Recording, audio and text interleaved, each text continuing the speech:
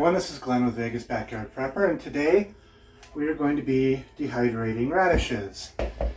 We had a bunch of radishes from our last harvest, pickled them up, and the leftovers now we're going to dehydrate and store that way. Most important thing you want to do is you want to make sure that your radishes are clean. Chop off the tops and the root, and then you're going to want to slice them thin. For dehydrating, you don't want them very thick, about 1/8 inch to 1/4 inch at the most. Now you can use like a slicer, one of the little kitchen slicers, but we don't have one of those, so we got to go old school.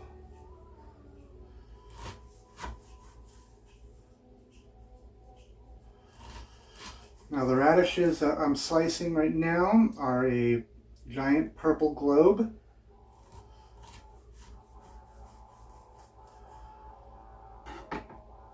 So you want to get them pretty thin for the dehydrator. Yeah, that's a good looking radish right there.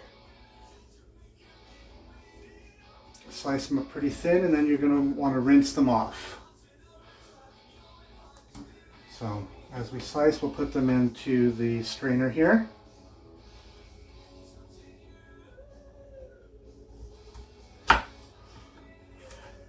Towards the end, they kind of get a little bit trickier to slice. So in something like that, then what you can do is just cut them in half, because what we're going to be using these for will be like in soups, stews, and stuff like that. And the important thing when you go to use them, again after they're dehydrated, is you'll need to rehydrate them. So you'll need to soak them in water for a period of time, bring them back up, and then you can add them to your soups, stews, and stuff, and where they'll cook down. Okay, so we got all the radishes sliced up, and now we're going to rinse them off with cool water.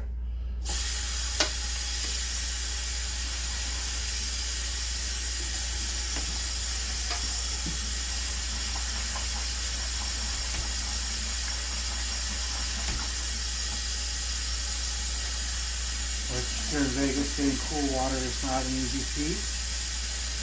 So we've got a couple different varieties. We have the standard red radish that you would see at the store.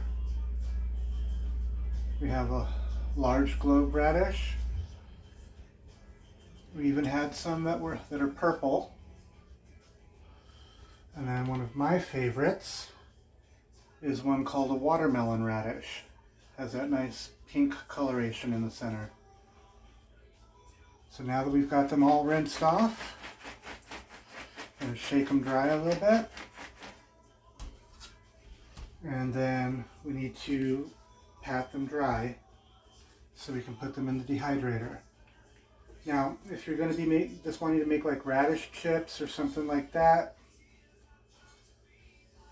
you could, after they're dried off, you could coat them with olive oil or sunflower oil.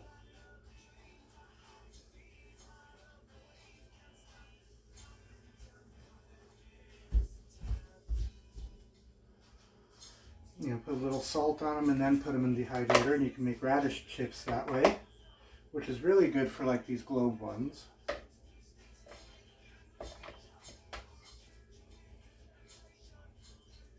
But we're going to be using ours in cooking and baking and salads, so like soups, stews, rehydrate them for salads, that kind of thing. So they're going to go into the dehydrator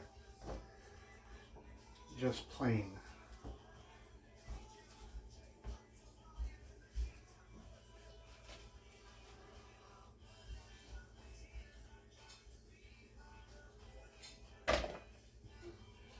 Now they don't have to be like perfectly dry. I mean, you're putting them in a dehydrator after all, but you don't want really any standing water on them.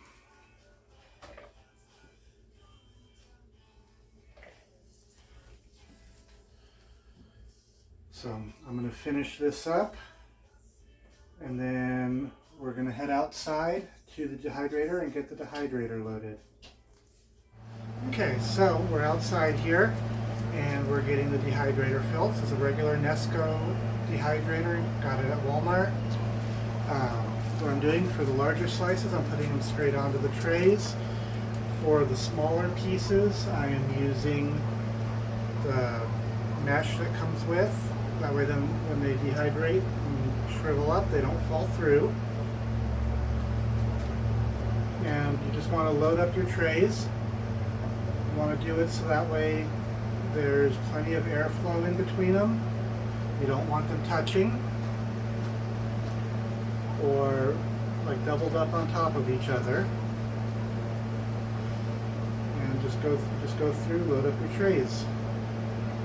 Single layer on each. I'm going to put the ones with the smaller pieces towards the bottom, because the smaller ones will dehydrate quicker than the larger slices, because got quite a difference in size between the different types of radishes and when you get closer to the end.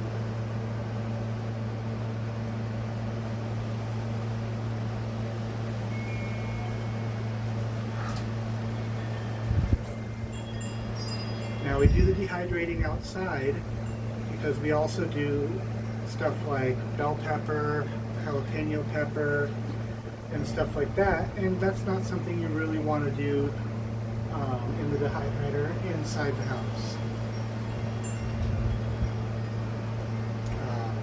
You can get a lot of like vapors coming off of the peppers. And a lot of tears. Yep. Same thing when you dehydrate onions. You don't want to do it inside the house. So we're just going to go through. And if you want to come on over here, hon, help me out.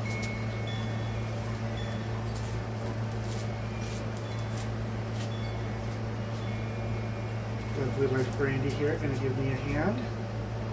We can kind of speed this up a little bit. So all the smaller pieces will go onto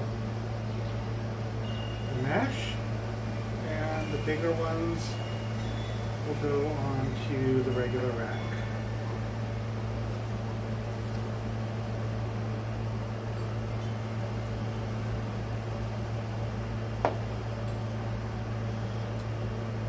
So once we get this all done,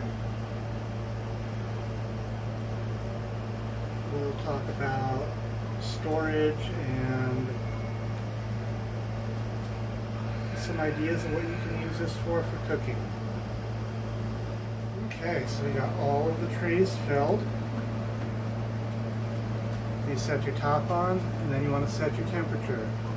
Like I said, you want to go at about 125 degrees. If you go any hotter, you could, like what's called case hardening, where you dehydrate the outside of the radish slice, but not the inside. So you want to do a low temperature. And this, even out here in Vegas with the heat and the lack of humidity, it's still going to take about 4 or 5 hours before they're finished. So when everything is all said and done, we'll come back, take a look, and see what we got. Alrighty everyone, so the dehydrator has finished its cycle. We're going to do this part inside since it got a little bit windy out there. So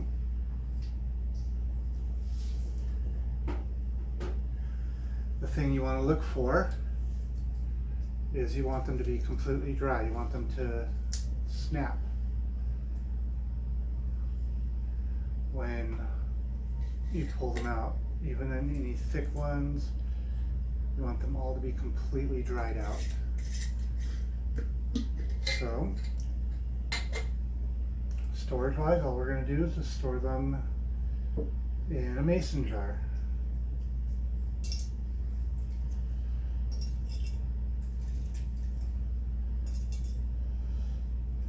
Now if you're going to keep these, say like on a counter, or stick them in your long-term food storage, you're going to want to put an oxygen absorber in. That way then it keeps all the oxygen out and will help them last longer. We'll probably be using these pretty quickly, so don't think we're going to need that.